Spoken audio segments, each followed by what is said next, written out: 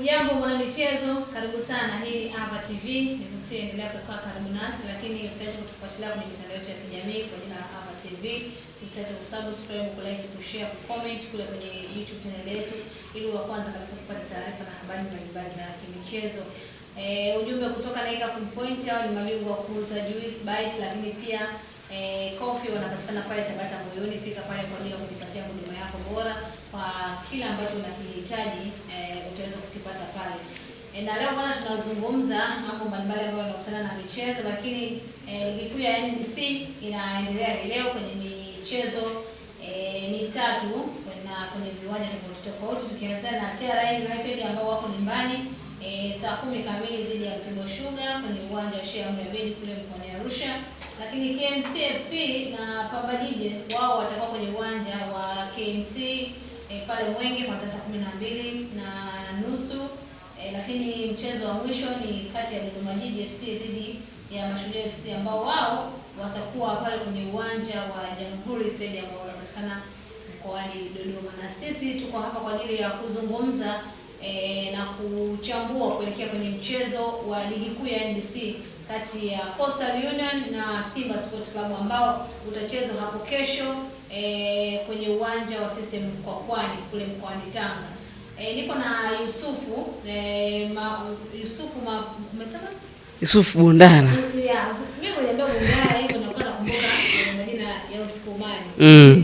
Kwa sababu Usukumani lipo jina la Bundara, ndio maana nimekuuliza mara ya kwanza kabla. Nikukaribisha sana kwenye ofisi zetu za Ava TV. Shukrani sana. Shukrani sana, na binafsi nimefurahi sana kuwa sehemu ya media kubwa na ambayo inafanya vizuri kwa hivi sasa. Nakushukuru sana. Sawa, nipo naye hapa Yusuf kwa ajili ya kuzungumza naye mchezo huo. Niko na Asha Kabuga ni makamera, anaitwa Mwarasa Silvestre, na muda huu nikualike twende moja kwa moja kwa ajili ya kwenda kuzungumzia mchezo huo. Yusuf, tayari umeshajitambulisha, watu wameshakufahamu kwa majina yako, lakini tukaenda moja kwa moja sasa kuhusiana na mchezo huo, mchezo ambao unatazamiwa na watu wengi. Na wengi wanatazama kwa picha tofauti, kwa sababu Simba sasa hivi anahitaji kupata alama 3 kwenye kila mchezo ambao anakwenda kucheza kwa ajili ya kujipambania kuchukua ubingwa kwenye ligi, kwa sababu anaamini mpinzani wake anaweza akapoteza muda wowote, na gap kiliangalia ni chache sana, na wapo kwenye uwanja wa ugenini, lakini ni uwanja mgumu kwa upande wao. Kwanza nikuweke sawa, ni CRDB. Hii mechi ya kesho itakuwa ni CRDB, sio ligi kuu. Nafikiri kwangu mimi huu ndo wakati ambao unaweza ukasema yes. Si CRDB? Sio CRDB, ni ligi kuu. CRDB ni mpaka ni nusu finali hiyo. Okay. Sawa. Binafsi nadhani huu ndo msimu ambao Simba na Yanga unaweza ukasema wanakwenda kugawana furaha kutokana na nyakati bora ambazo Simba amekuwa nazo. Kuna mabadiliko makubwa sana ambayo yamefanyika kwa kikosi cha Simba. Nadhani ujio wa Steve Barker dirisha dogo kwa wengi ni kama walikuwa wanaona unakwenda kubadilisha yale matumaini ya Simba kufanya vizuri kwenye michuano ya ndani baada ya kuwa wameshinda kufanya vizuri kwenye michuano ya kimataifa. Lakini alikuja kasajili wachezaji karibia 6, na kwenye hilo utampongeza kwa sababu katika wachezaji 6 ambao wamesajiliwa wote wanaanza kwenye kikosi cha kwanza. Hilo ni jambo ambalo unapaswa kumpongeza Steve Barker, na kwa baadhi ya wachezaji wakati wanakuja kupewa nafasi kubwa ya kuweza kufanya vizuri, ikiwemo kina Dickson Kibabage, ni wachezaji ambao of course amepita Yanga, lakini bado profile yake ni ndogo kwa maana kulinganisha na mahitaji ya kile ambacho Simba alikuwa anakihitaji, lakini pia ukilinganisha na eneo ambalo analitumikia na mchezaji ambaye alikuwa anacheza kabla kwa maana Mohamed Hussein. Kwa hiyo kwenye hilo Steve Barker amebadilisha vitu vingi sana. Ameipa Simba hivi sasa utulivu kwenye uongozi kwa sababu kelele zilikuwa ni nyingi sana. Nadhani moja kati ya timu ambayo imepitia wakati mgumu mwanzoni mwa msimu ni pamoja na Simba. Baada ya kuondoka Fadu Davis wakaja baadhi ya makocha, lakini bado kulikuwa kuna utulivu. Kila mmoja akawa anaona nafasi tena ya Simba kupoteza ubingwa msimu inawezekana ukawa ni mkubwa. Lakini ukitazama hadi hivi sasa tayari ana kombe moja kwenye kabati lake, kwa maana kombe la Muungano. Tafsiri ya kawaida ni kwamba tayari timu imemalika na hata wapinzani ukiwasikiliza wanakubali. Kwa hiyo kwangu mimi naweza nikasema msimu ndo nyakati ambazo Simba walikuwa wanazihitaji zaidi ama walikuwa wanazipigia kelele. Kwa hivyo sasa ukimsikiliza shabiki yoyote wa Simba, yani ana ile shauku ama ana nguvu ya kusema ama kusimama mbele ya Yanga kwamba tunamtaka Yanga wakati wote, kwa sababu ya kile ambacho wachezaji wanakiofa. Kumeongezeka ile spirit ya upambanaji unaiona, lakini wachezaji kila mmoja anatamani kucheza na anapopewa nafasi unaona anaonyesha kile ambacho amekuwa nacho. Kwa hiyo tukija kwenye mchezo wa kesho, Coast ana kazi kubwa sana, kwa sababu kimtazama Simba kwa hivi sasa anahitaji tu alama 3 ili kujiweka kwenye nafasi nzuri, na tofauti yao na Yanga ambaye ndo kinara ni alama 2. Kwa hiyo kama atadondosha alama kwenye mchezo wa kesho, inawezekana kajiweka kwenye matumaini mabaya ya kubeba ubingwa, kitu ambacho sione kikitokea. Kitu ambacho sio tu shabiki yoyote yani atamani ukisikia ama ukiona. Kwa hiyo naheshimu mpira, naheshimu ubora wa Coast Union akiwa na alama nyingi sana kwenye ligi kuu, nafasi ya 12 hadi hivi sasa. Point 25, lakini kwa kikosi ambacho anakwenda kukutana nacho anapaswa kuwa na tahadhari kubwa. Wameshatuonyesha baadhi ya timu ambazo zimekuwa na nyakati bora ikiwemo TRA kwenye mchezo uliopita. Hakuna ambaye alitarajiwa atadondosha pointi kwa alama kwa nafasi kubwa ya mabao ambayo alifungwa kwenye ule mchezo. Kwa hiyo kwangu mimi nadhani Coast anapaswa kuwa tuna heshima, nidhamu, akijua na kwenda kukutana na wachezaji ambao kama nitaamua kupishana nao, kwa maana kuonyesha nilichonacho, wanionyeshe nilichonacho, bado mimi nitakuwa kwenye nyakati ngumu. Kwa hiyo lazima akubali kuwa timu ya pili ndani ya uwanja. Na akikubali kuwa timu ya pili maana yake kuna vitu viwili. Aidha afanikiwe kuzuia yale mashambulizi ambayo Simba atakuwa anayaleta, ama akubaliane na hali ya ubora wa wachezaji ama ubunifu ambao wamekuwa nao kuzifungua zone za timu pinzani. Na moja kati ya sehemu ambayo Simba hivi sasa wamefanikiwa ni aina ya wachezaji ambao wanacheza kwenye lile eneo la mwisho. Ukimwangalia Elim Panzu ni mchezaji ambaye speed anayo, unamtazama mchezaji kama Libasi Geye speed anayo, and then unakuja kwa mchezaji kama Chama ambaye yeye anakuofa vyote kwa wakati mmoja. Ubunifu wa kumponyoka beki 1v1 amekuwa bora sana, lakini pongezi kubwa ambayo utaipeleka kwenye eneo la Simba ni namna ambavyo wanafunga safari yao kuelekea kwenye lango la timu pinzani. Nadhani kwa hivi sasa ukitazama Simba kama inamkosa Kagoma, kuna ugumu sana wa Simba kusurvive kwenye eneo la kujenga mashambulizi. Lakini kama Kagoma yupo kwenye ubora wake, maana yake anawapa zaidi uhuru au akina Chama Klatos kupita kwenye maeneo mengi ya uwanja. Anaifanya timu ishambulie ikiwa na idadi kubwa ya wachezaji kulinganisha na kama Kagoma atakosekana. Then ukija kwenye eneo sasa la center back, nadhani baada ya kuumia Wilson Nangu mwanzoni mwa msimu, Abdulrazak Hamza, ni kama Simba alikuwa anaamini kwamba hatuwezi tukapata mchezaji mwingine ambaye atakuwa na kiwango sawa na Lucien Derieke. And then baada ya kocha kufanya maamuzi ya kumuhitaji Ismail Tule, unaona hivi sasa namna ambavyo Tule anacheza.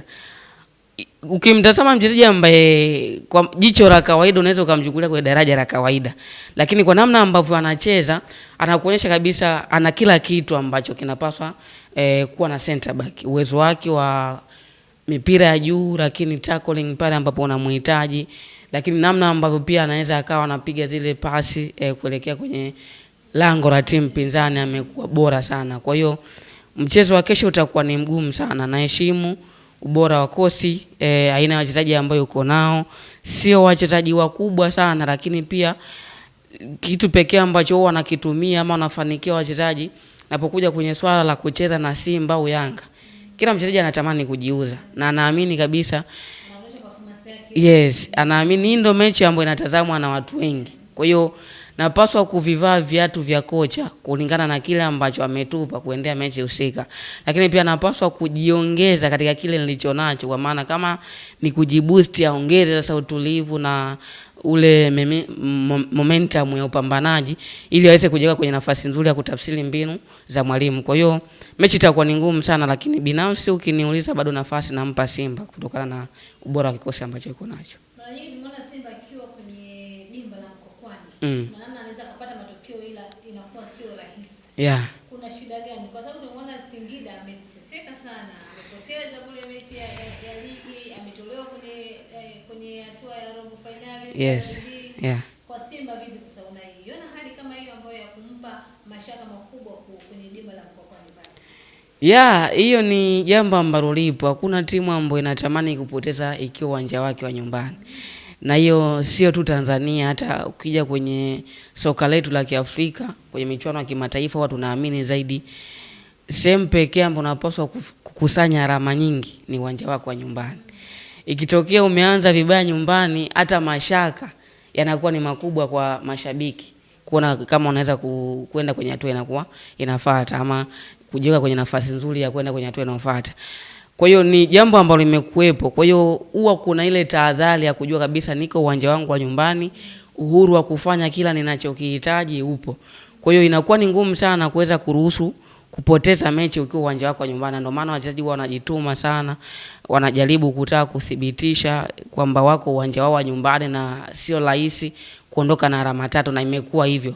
Hata tumeona juzi TRA pia ni miongoni mwa hizo timu, lakini pia hata Simba akipoteza uwanja wake wa nyumbani inakuwa ni ngumu zaidi kuliko akipoteza uwanja wa ugenini. Kwa hiyo ni jambo ambalo lipo na kila timu imekuwa ikiamini hilo. Kwa hiyo natambua hilo na naheshimu hilo. Hata mchezo uliopita Singida alikuwa kwenye nyakati mbaya sana kiasi cha kushindwa kuondoka na ushindi ambao ungemfanya kwenda kwenye hatua ile inayofuata kwa maana ya nusu finali. Lakini anakwenda kukutana na timu ambayo aiamini katika mechi zilizosalia ni mechi rahisi. Kwa sababu watu wanaweza kusema kabisa ratiba Yanga ni ngumu kulinganisha na Simba. Lakini kwa namna ambavyo Simba wanacheza wakuonyeshi kama hizi mechi zilizosalia ni nyepesi. Na hii imetokea baada ya Yanga kudondosha alama. Ile video ambayo ilikuwa inasambaa Simba akiwa anashangilia ile matokeo ya Yanga, yes, hayakuwa ni kwa bahati mbaya. Waliamini sasa ule wakati ambao tulikuwa tunausubiria wa sisi kudhibitisha kwamba ni kweli tunahitaji ubingwa ni sasa. Kwa hiyo unaona Steve Barker kwa namna ambavyo anacheza na kushirikiana na makocha wengine kama video analyst wamekuwa na nyakati bora zaidi. Pongezi kubwa uendee uongozi wa Simba. Binafsi na lia zaidi na yule ambaye alitoa wazo la kumrejesha Chama. Najua hakuna ambaye alitoa nafasi kubwa kwa Chama wakati anarudi kutoka Singida.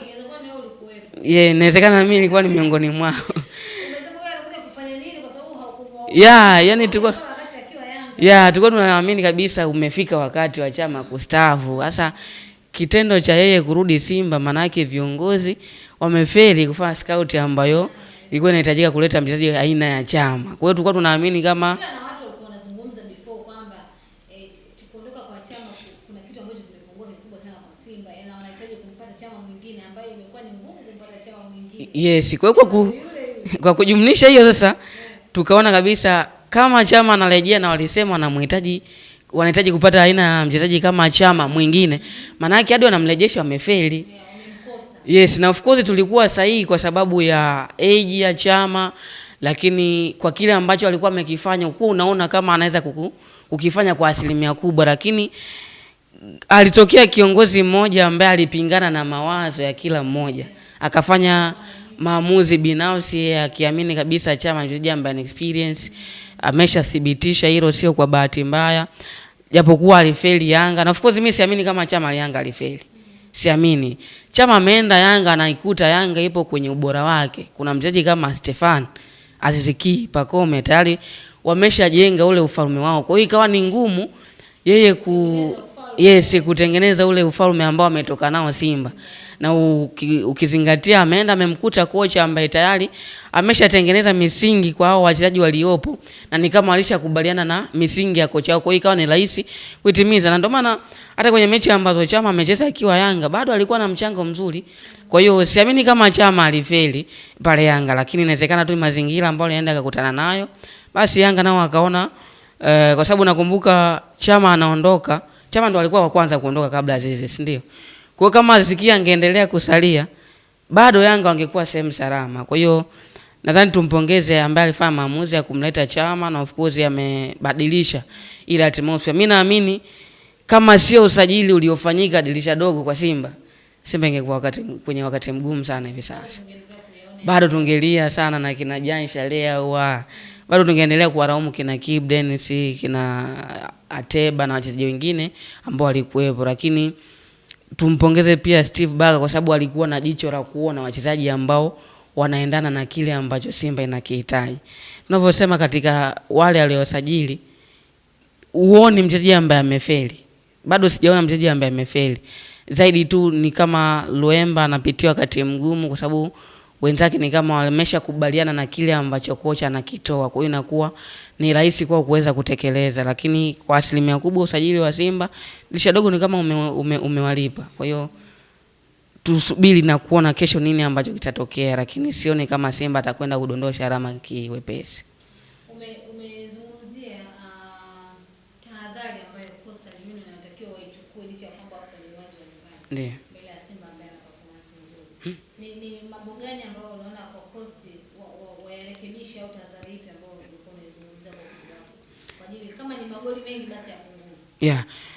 Kwanza sehemu pekee ambayo wanapaswa kuitambua, wasiingie kwa kwenda kumzuia Chama. Yaani kuna nyakati ambazo unaweza ukawa unaamini kabisa huyu ndo mchezaji muhimu kwa Simba, lakini huyo akatumika kama athari kwa timu yako. Inawezekana ukatumia nguvu kubwa sana kumzuia Fiston Kalala Mayele kama ilivyokuwa nyakati kadhaa, lakini ukajikuta anafunga Stefan Aziki. Kwa inawezekana ukaingia kwamba Chama ndo mchezaji hatari kwa Simba kwa hivi sasa, kwa hiyo mimi nitakula naye sahani moja, lakini ukajikuta goli linakuja kufungwa na Mpanzo labda, ama anafunga hata Libasi Gay ama Selemani Mwalimu ama Bashiru hivyo. Kwa hiyo waingie kwa kuheshimu Simba wakiwa wanajua Simba ina quality ya wachezaji. Mchezaji yoyote atakufunga, mchezaji yoyote ukifanya makosa atakuadhibu.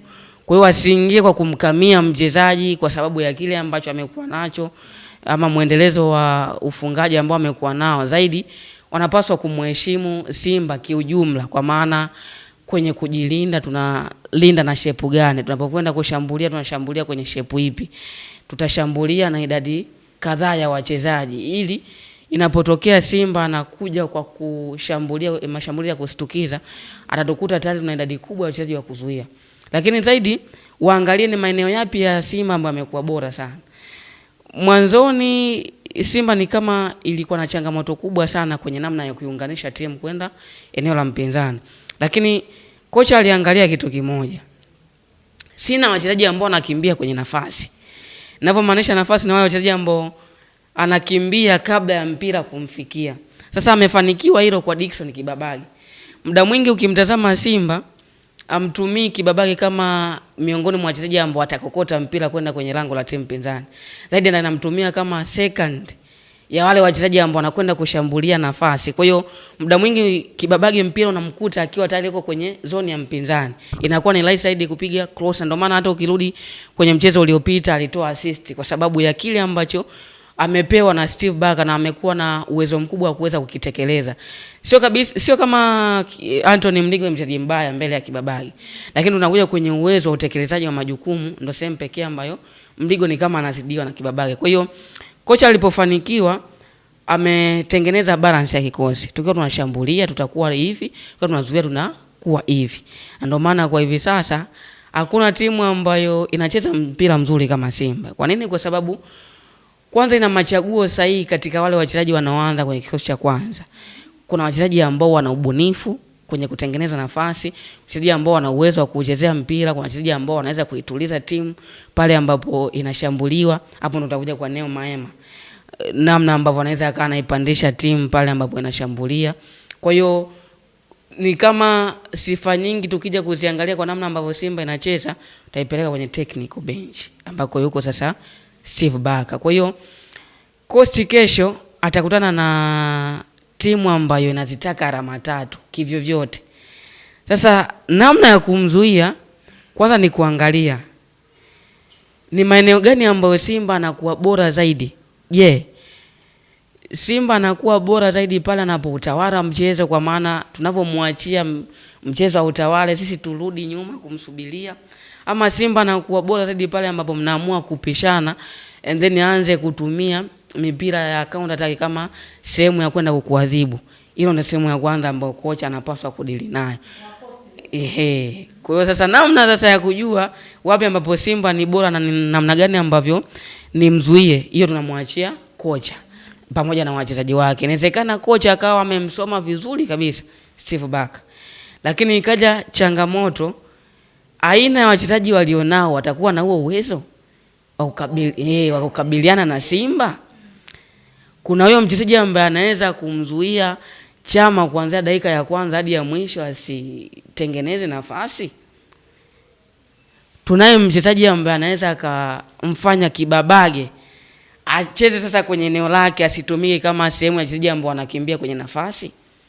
Hapo ndo maswali ambayo kesho nakwenda kujibiwa. Nani ambaye alikuwa bora kwenye kumsoma mpinzani wake na kwa asilimia ngapi alifanikiwa? Kwa sababu unaweza ukafanikiwa kumsoma mpinzani and then ukakutana na surprise ndani ya uwanja. Na kwa hivyo sasa Simba inawezekana ukawa unatabiri kikosi cha Simba kwamba lazima Chama ataanza, lazima nitamuona Mpanzu ataanza, lakini ukajikuta mabadiliko ambayo yanaweza kufanyika, yani usiamini. Kwa sababu binafsi naamini kwenye eneo la kujilinda la Simba anaweza akaanza Kagoma na Neo Maema na bado timu ikawa na consistency nzuri. Anaweza akaanza Masinde na Ismail Tule na bado timu ikazuia vizuri.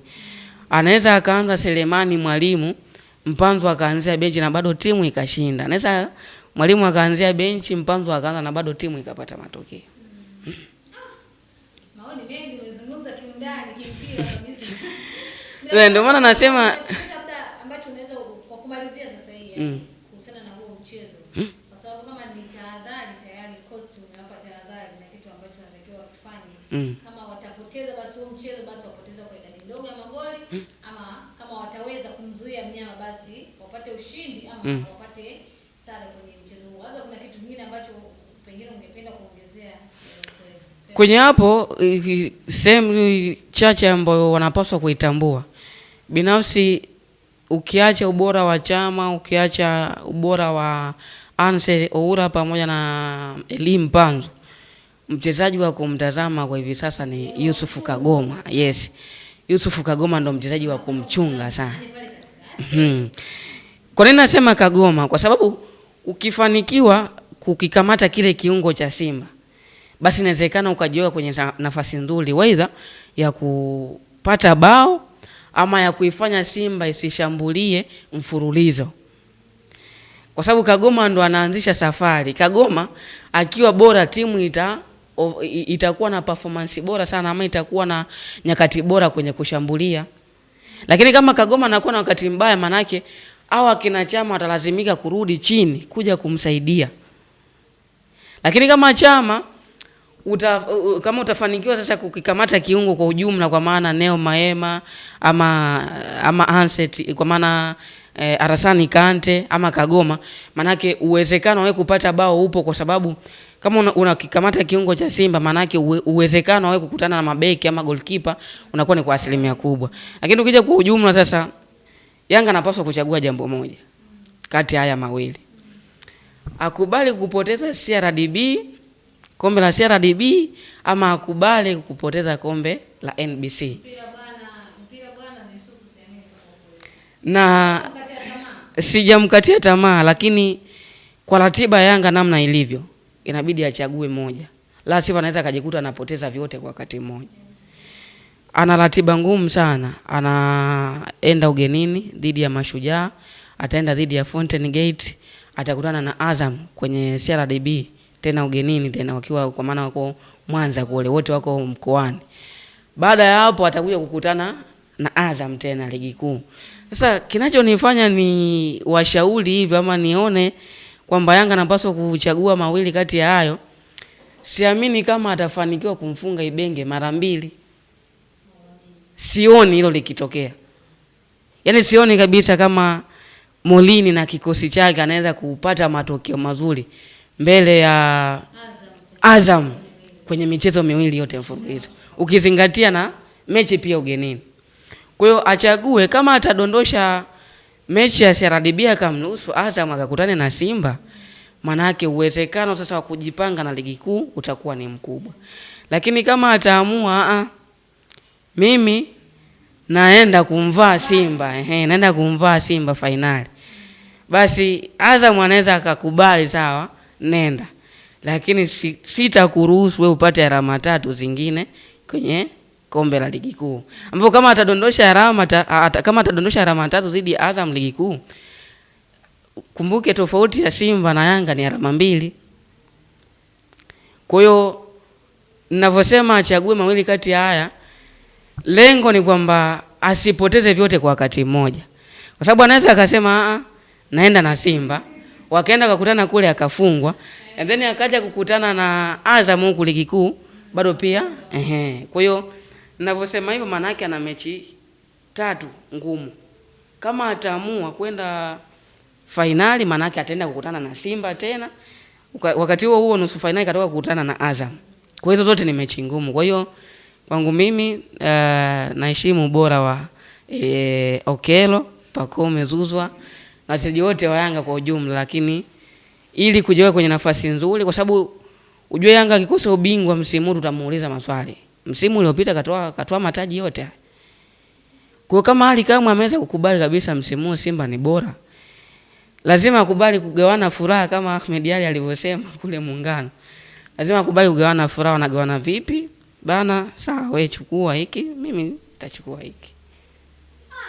Bwana Yusuf, mimi nikushukuru sana kwa wakati wako. Umezungumza vizuri sana na nikualike tena kwa mara nyingine muda wowote. Shukrani. Shukrani sana.